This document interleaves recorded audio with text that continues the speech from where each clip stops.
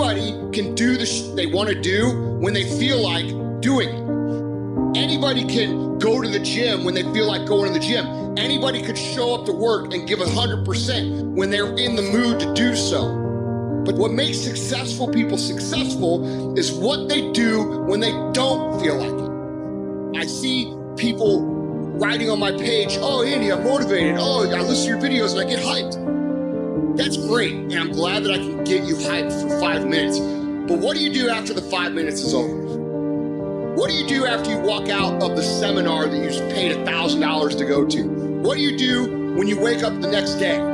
What do you do when you have to either do what it is you know you're supposed to do without somebody there to supervise you, or you get to take the play off because no one's gonna know the difference? Those are the things that make up success. That's discipline. Practicing and developing the discipline that when applied consistently can get you to the next level. If you look at the true warriors of humanity, you look at the true empire builders, you look at the true titans who are constructing a better world, they're less about pleasure seeking because they understand that if you want to have a great life, a soaring life, look at what most people do and do the opposite. Growth comes through discomfort. You look at a great athlete, it's the way they show up in the championship game is simply how they showed up in the lonely light of the early hours at practice. To have the results, only 5% of the population have. You've got to be willing to do the things that only 5% of the population are willing to do. Stop thinking long about the day as a servant. Become the master. Run your day. Stop having it run you. Believe in yourself. Be that one of 100 that has a belief. Instead of just jaw jack talk of intent. Huge differential there. Differential is somebody just believing life. And the other one picking the most of the opportunity. Plenty of luck. Remembrance. Otherwise, forgotten. You have no business being average, but now you justify it. You come up with these great reasons why you can't get up at 5. Great reasons of why you do everything, why you don't execute, why you don't finish, why you don't follow through, why you say you don't exercise, and you do it for about 10 days and you quit. You got an excuse for why you're at the risk. I guarantee you, if you were humble enough, if you were hungry enough, if you really wanted what you said, you'd sit down and you study what you do, and you'd say, I can do this better. But I'm not exhausted all my time. I'm not exhausted all my resources. There's something missing. You're not where you're supposed to be. It's not going to take a lot, but it's a small gap. And the gap is called execution. If you were to execute just a little bit more, you'll be on a whole level. And I'm telling you, you're not where you want to be financially. You are not the person you want to be. And you have not given yourself enough credit to say, I just need to get up a half hour earlier and my whole life will change. I just need to get up 1 hour early. I just need to work 1 hour longer. Doing things that matter take time. Doing things that are great take time. Doing things that are going to get you paid take time. You can't get around it. You can't outwork time. You can't change it. You can't do anything about it. It's just going to take time. You can understand aggressive patience and you can put it into play in your life. You can not only achieve everything you want to achieve, but you can do so with a sense of calm, with a sense of confidence, with a sense of certainty that your life is going to turn out the way that you want it to. It takes faith. You have to trust that things are going to happen. At the end of the day, if you go to bed at night and sleep good knowing you gave every day your all, you can feel good that things are going to happen. If you can understand that it is going to take a long time, and during that time, you are going to have to do absolutely everything you can, you cannot be anything else but successful.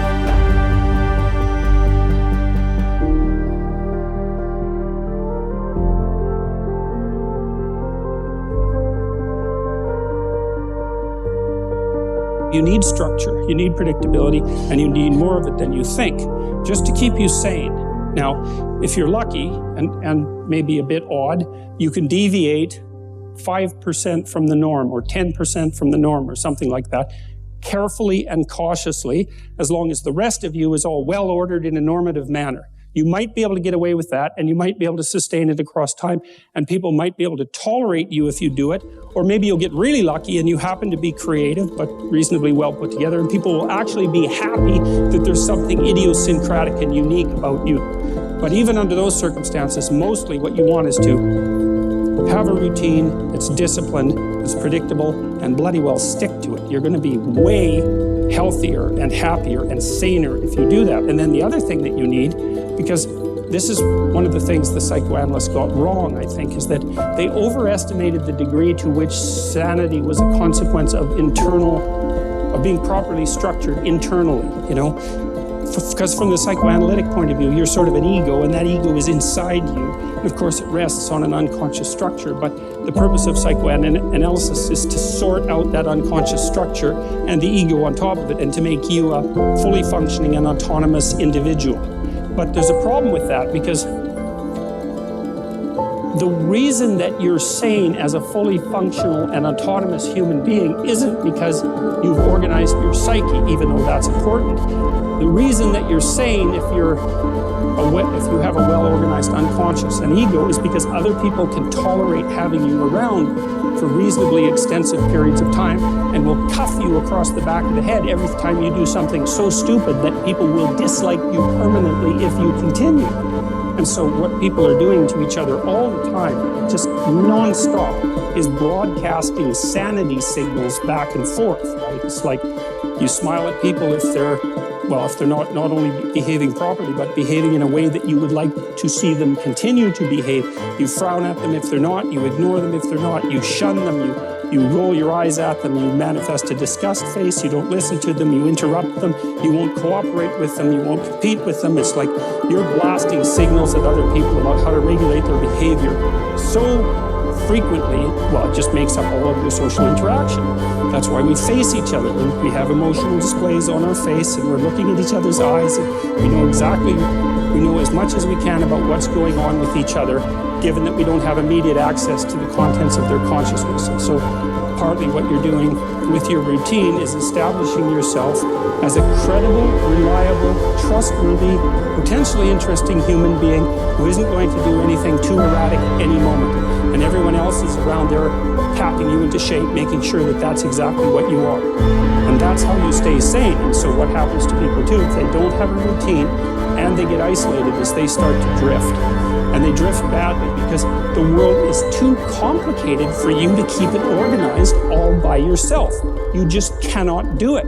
So we outsource the problem of sanity.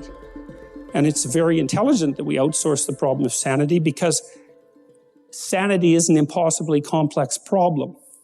And so the way that we manage the incredibly complex problem is we have a very large number of brains working simultaneously on the problem all the time. It's like a stock market for sanity. And it's partly, and I use that definition with purpose, because the stock market does the same kind of impossible thing, right? Because it tries to price things, which is impossible.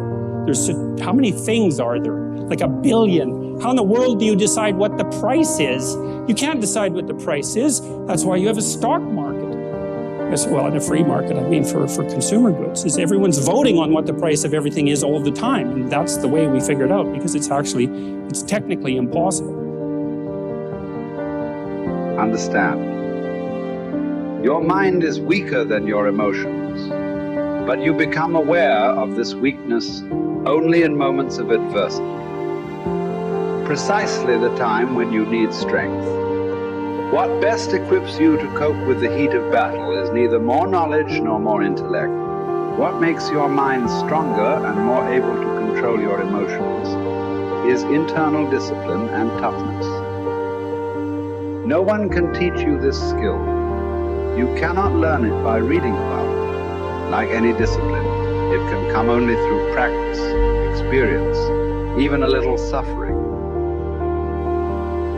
An active life serves the purpose of giving man the opportunity to realize values in creative work, while a passive life of enjoyment affords him the opportunity to obtain fulfillment in experiencing beauty, art, or nature. But there is also purpose in that life, which is almost barren of both creation and enjoyment, and which admits of but one possibility of high moral behavior, namely in man's attitude to his existence, an existence restricted by external forces.